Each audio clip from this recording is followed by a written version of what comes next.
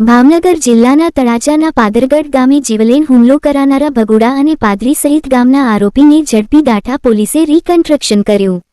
ભગુડા અને પાદરી સહિત ગામના આરોપીનું પાદરગઢ ગામે લાવી જાહેરમાં રિકન્સ્ટ્રક્શન કરાયું।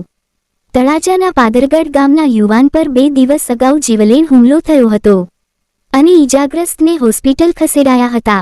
ઈજાગ્રસ્ત ફરિયાદીએ ભગુડા અને પાદરી ગામના શખ્સો વિરુદ્ધ દાઠા પોલીસ સ્ટેશનમાં ફરિયાદ નોંધાવી હતી।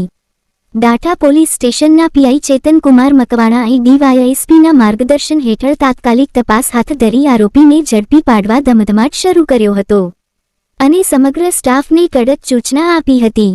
તળાજા પંથકમાં ચકચાર જગાવનાર ઘટનાના આરોપીને ગણતરીના સમયમાં ઝડપી પાદરગઢ ગામે દોરડે બાંધી આરોપીને જાહેરમાં માફી મંગાવી રિકન્સ્ટ્રક્શન કરાયું હતું।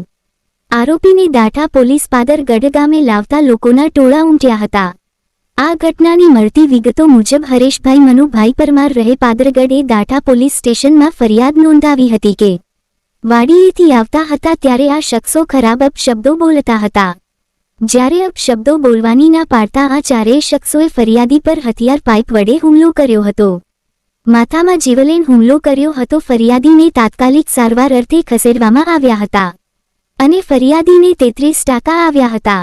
દાઠા પોલીસ સ્ટેશનના પીઆઈ ચેતનકુમાર મકવાણા સહિત કાફલો દોડી ગયો હતો અને આરોપીને ગણતરીના સમયમાં ચારેય આરોપીને ઝડપી પાડ્યા હતા। પાદરગઢ ગામે આરોપીને લાવી દોરડાથી બાંધી રિકન્સ્ટ્રક્શન કરાયું હતું। દાઠા પોલીસે આરોપીએ જાહેરમાં માફી મંગાવી હતી। ઝડપાયેલ આરોપી રાજુ ઉર્ફે સલીમ કામળિયા, પાદરી ગામના રઘુ ગીગાભાઈ ભમ્મર, ભગુડા ગામના દાદુ કાદુભાઈ કામળિયા, ભીમા હમીરભાઈ કામળિયા સહિત તમામ આરોપીને ઝડપી રિકન્સ્ટ્રક્શન કરાયું હતું। દાઠા પીઆઈસીએસ મકવાણાએ જણાવેલ કે દાઠા પંથકમાં ગ્રામ્ય વિસ્તારોમાં કોઈપણ આવારા તત્વો કાયદો હાથમાં લેશે તો તેમની વિરુદ્ધ કડક કાર્યવાહી હાથ ધરાશે।